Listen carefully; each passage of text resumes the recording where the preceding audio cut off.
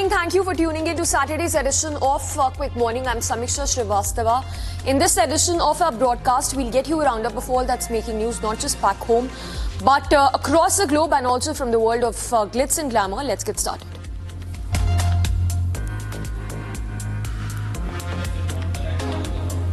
Former Prime Minister Manmohan Singh's last rites would be performed at Nigambodh Ghat with full state honours today. The mortal remains of Manmohan Singh will be kept at All India Congress Committee headquarters for an hour till 8:30 am for the people and Congress workers to pay their obeisance. Manmohan Singh had passed away at the age of 92 on Thursday. He breathed his last at AIIMS, Delhi. He had a sudden loss of consciousness at his residence, after which he was rushed to AIIMS Hospital. Centre has announced a 7-day national mourning to honour the late former Prime Minister. As per official sources, the Union government has decided to make a memorial to honour former Prime Minister Manmohan Singh. As per sources, the decision has been shared with the Congress leaders, and it will take a few days to find an appropriate venue for a building to build a memorial. आज doctor Manmohan Singh ji ने जो कांग्रेस के लिए काम किया और देश के लिए किया, उसको याद करने के लिए कंडोलेंस मीटिंग हुई और उनको श्रद्धांजलि दी गई है। और साथ ही जो उन्होंने देश के लिए काम किए, नरेगा, मनरेगा, right to food, right to RTI, ये सभी बातों के ऊपर उनको याद किया जाएगा। और उन्होंने जो देश की अर्थव्यवस्था को ठीक किया और पूरे वर्ल्ड में उनको जो याद किया जाता है, वो हिंदुस्तान कभी नहीं भूल पाएगा डॉक्टर मनमोहन सिंह जी के काम को। External Affairs Minister Dr. S. Jaishankar, who is on his 6-day visit to the US, met US Secretary of State Antony Blinken. Both the leaders reviewed the advancement of the US-India partnership over the last 4 years. Jaishankar even exuded confidence that India-US ties will serve both countries' mutual interests as well as global good. Further, having met NSA Jake Sullivan as well at the White House, both the leaders held a wide range of discussion on the progress of India-US strategic ties and also met India's consul generals in New York, Chicago, San Francisco as well. The External Affairs Minister is also likely to have introductory meetings with senior leadership of the incoming Trump administration. Tamil Nadu Governor R.N. Ravi is set to visit Anna University today. During his visit, he is expected to inspect the site of the incident and engage with university's registrar and senior faculty members to conduct a comprehensive review of his existing security protocols. The visit comes in response to the shocking incident of sexual assault of a 19-year-old student. The accused, identified as Ganesh Sekaran, has been arrested, with authorities confirming that he is the sole accused in the case. The incident of sexual assault has sparked widespread concern over safety of students on university campus. In connection with the same case, the AIADMK called for the Anna University case to be transferred to the Central Bureau of Investigation. The AIADMK leader Palaniswamy slammed the DMK-led government's handling of the case, stating that there is no law and order in the state, further announcing that AIADMK would organize a statewide protest on 30th of December demanding justice for second-year college student. We have seen the sexual assault case in Anna University. So we have very much bothered about it as a female advocate, so that we have given a request to the court for taking suo motu action in this matter, because a lot of lacunas are in this case, because the commissioner himself stated that there is only one accused in the preliminary stage itself, that one point. And another one is there is no sufficient surveillance cameras are working inside the campus. A suspected member of terror network was apprehended from Assam's Dhubri district during an operation by the Special Task Force of the State Police. The police has even recovered 2 books titled Noriliza and other books that were written in Urdu, a PAN card, Aadhaar card, passport and mobile phone from the terrorist possession. As per officials, the police have initiated necessary legal and procedural formalities. BPSC has confirmed that 70th Integrated Combined Preliminary Exam that was held on 13th of December will not be cancelled. Despite allegations of question paper leak, BPSC aspirants have been protesting for weeks now, demanding justice and cancellation of the recent BPSC exams. The examination controller has further clarified that the only exam that was held at Bapu Pariksha Center has been cancelled. The re-exam has now been scheduled for 4th of January at a different venue. The protests have gained support from leaders including Tejasvi Yadav, MP Pappu Yadav and Prashant Kishore among others. नहीं, ये students मांग कर रहे हैं, आधारहीन मांग है। हम लोग को देखिए परीक्षा लेते हैं तो हम लोग हर जगह से रिपोर्ट लेते हैं। इवन सेंटर सुपरिटेंडेंट 912 सेंटर के और जिला प्रशासन से भी हम लोग रिपोर्ट लेते हैं। 911 सेंटर पर कहीं कोई शिकायत नहीं प्राप्त है, सिर्फ इसी जगह से शिकायत प्राप्त है और हम लोगों ने देखा यहाँ दिक्कत हुई, गड़बड़ी हुई, अतः इसको कैंसिल किया गया। 911 सेंटर को कैंसिल करने का कोई आधार नहीं है। Kannada TV actor Charit Balapa has been arrested on charges of sexual harassment, assault and criminal intimidation. This following a complaint that was filed by an actor. The alleged incident occurred between 1st of November last year and 13th of December of this year. In her complaint, she has accused the TV actor of exploiting her good nature. She's also alleged that he pressurized her to form a physical relationship with him and even tried to threaten her if she refused. According to the FIR that's been registered, the actor has demanded money from her and even threatened to post private photos of them together on social media platform and share them on WhatsApp group as well, which included other actors. Based on the complaint, a case has been registered at Rajeshwari Nagar Police Station under sections of voluntarily causing hurt, criminal intimidation and sexual harassment as well. The Mata Vaishno Devi Sangharshi Samiti has extended the ongoing shutdown in Katra by 72 hours. The association is opposing the proposed ropeway project in the Trikutta Hills, demanding the release of detained protesters. The Bandh, now in its third consecutive day, has paralysed normal life in Katra, the base camp for Mata Vaishno Devi pilgrimage. Shops, restaurants and transport services remain shut as youth continued with a hunger strike joined by women and children in solidarity.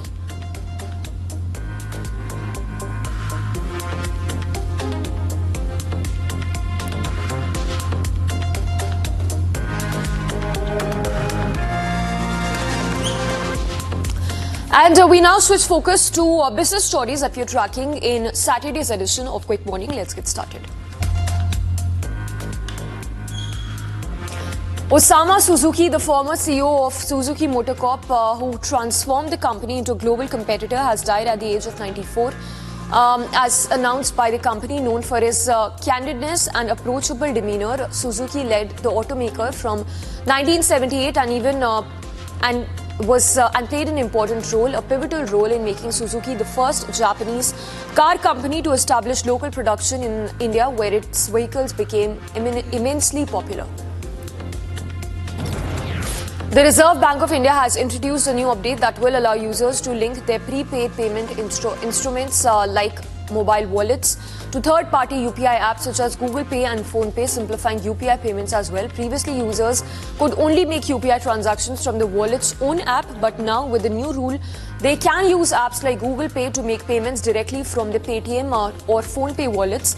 This change offers greater convenience as users can now authenticate transactions with their existing wallet credentials. However, only fully verified KYC complaints PPIs are eligible for this feature, and wallets can now be linked to their own UPI handle.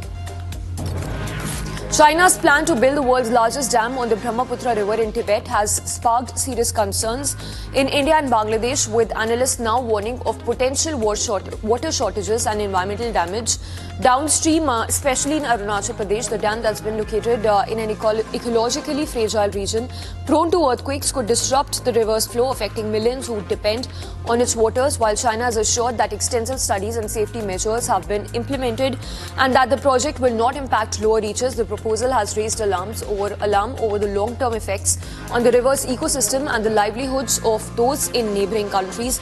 It is estimated to cost around $137 billion.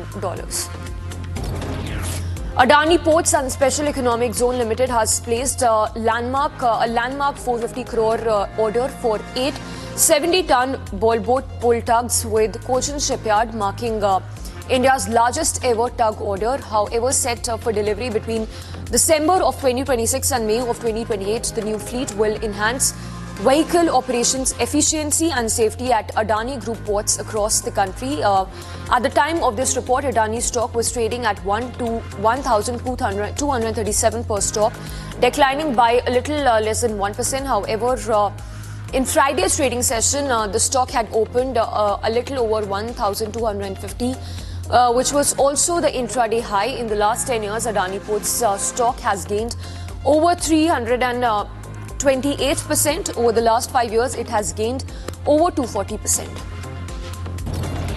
Meanwhile, Air India is on track to achieve profitability by 2025, according to CEO Campbell Wilson, who highlighted significant progress that was made in 2024 as part of the airline's ambitious transformation plan. After Tata Group took over the loss-making airline in 2022, Air India has successfully merged with Air India Express, Air Asia India and Vistara, becoming the fourth largest business by revenue in the Tata Group. In the 2023-2024 fiscal, Air India trimmed its losses to 4,444.1 crore rupees from 11,387 in the financial year 2022-2023. Its turnover has risen by over 23% to 38,812 crore rupees in the last financial year compared to the year ago period.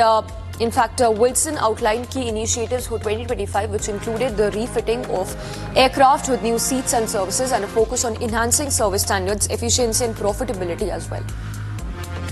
JSW's energy subsidiary JSW New Energy has signed a definitive agreement to acquire a 4,696 megawatt renewable energy platform from O2 Power for an enterprise value of 12,468 crore rupees. The deal, which involves the acquisition of O2 Power Midco Holdings and O2 Energy SG, is subject to approval from Competition Commission of India and other regulatory standards. The platform, which is set to expand with 2,259 megawatt operational by June 2025 and additional capacity by 2027, will further boost JSW's energy generation capacity by 23%.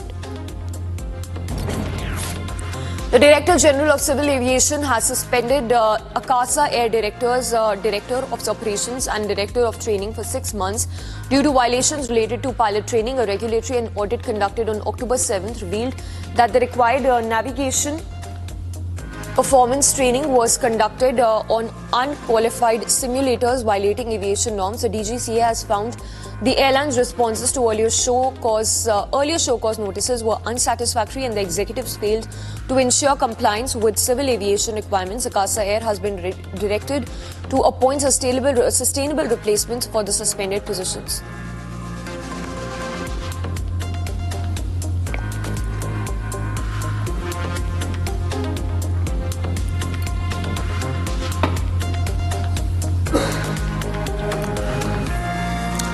And we now switch focus to news that we are tracking from the US, where celebrations have already begun ahead of the New Year celebrations.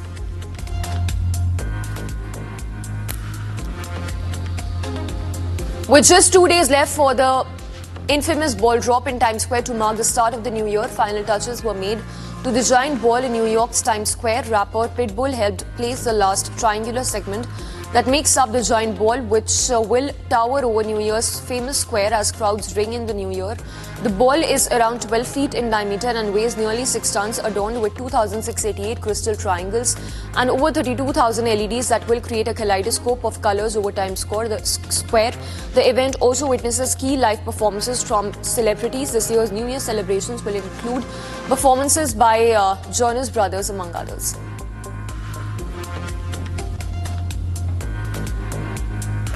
The breathtaking icicles hanging on cliffs of Taeyang Mountains in China's Jiangxi province has mesmerized tourists from across the world. Tourists are pouring in to experience nature's spectacular show. The beautiful winter wonderland features landforms abundant in moisture. As winter temperatures continue to drop, creek water seeping from rocks leads to the formation of the stunning icicle landscape.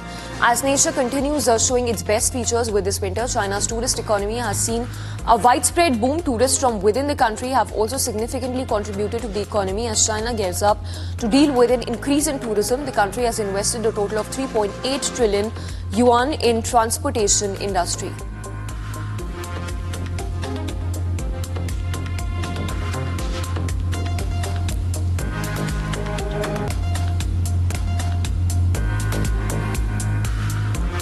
German President Frank-Walter has ordered the dissolution of the parliament on Friday and set the date for the new elections on February 23rd in wake of the collapse of Chancellor Scholz's governing coalition, who'd lost the confidence vote on 16th of December and now leads a minority government after his unpopular and notoriously rancorous three-party coalition collapsed on November 6th.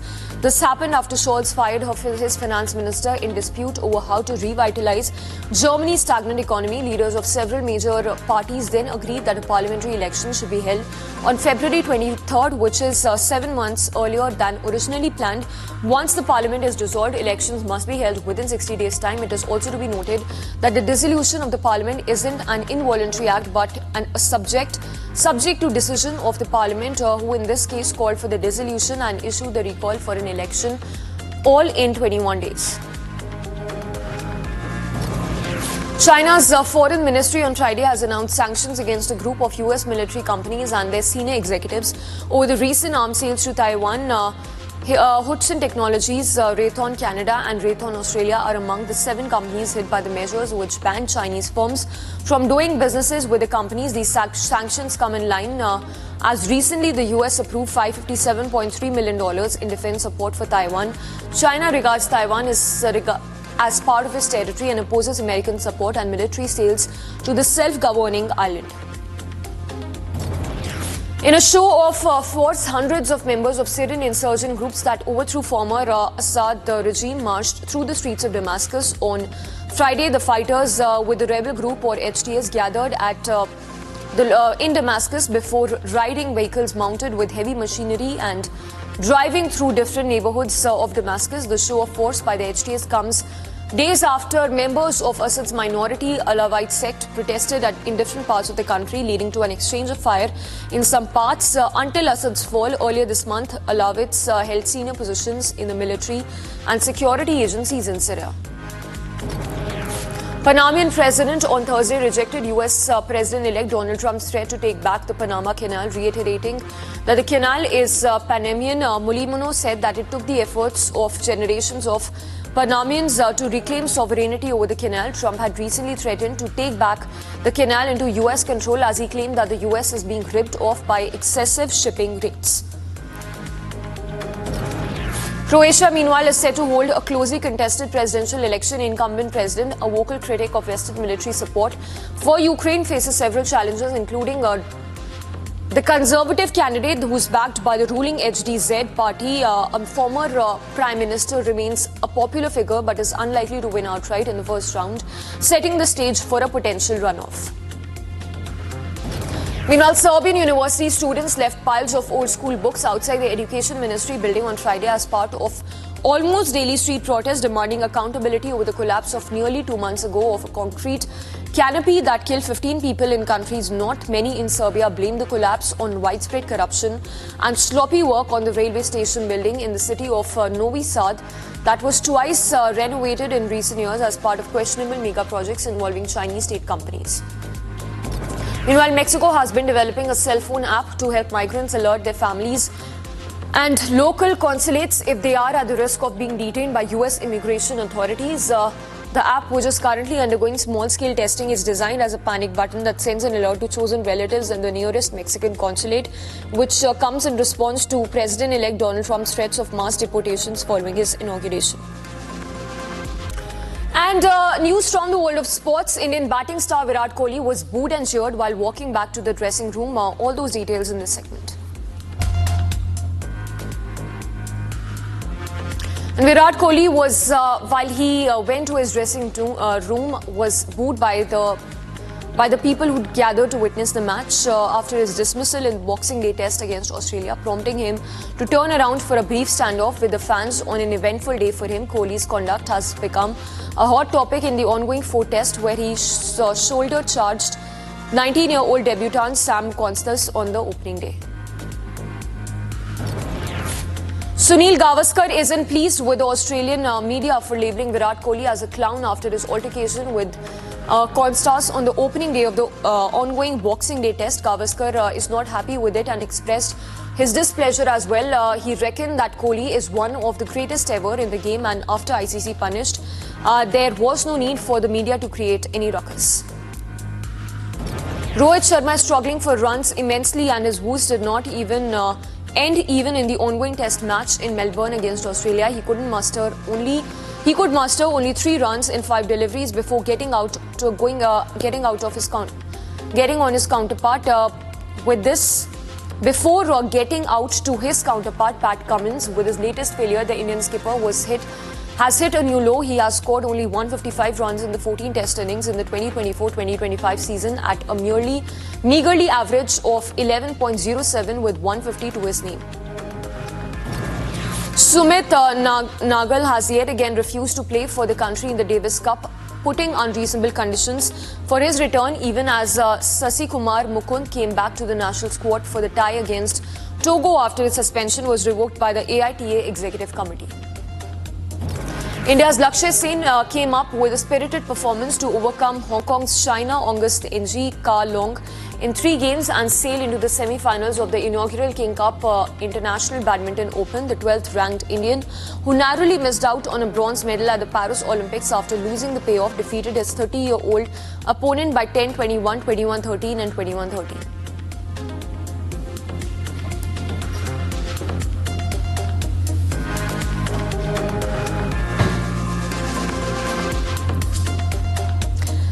And from the world of entertainment, from the world of sports, we now shift to the world of entertainment, getting you all that's making news from the world of glitz and glamour in this segment.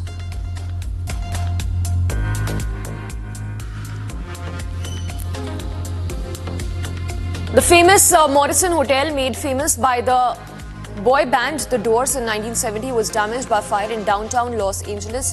The 4-story building, which has been vacant for more than a decade, burned for nearly 2 hours before more than 100 firefighters brought the flames under control. Several people who were in the building escaped without injuries and no casualties were reported. The Morrison Hotel was featured on the cover of The Doors' 5th album with the same title. While the cause of the fire remains unknown, further investigation is underway. It's been 6 years since Avicii, the groundbreaking Swedish DJ producer, died by suicide in Oman. While his death has shocked the music industry, a new documentary made by director Henrik Berman celebrates the life of the artist. The project took about half a decade and focuses on retelling of Avicii's life to his fans.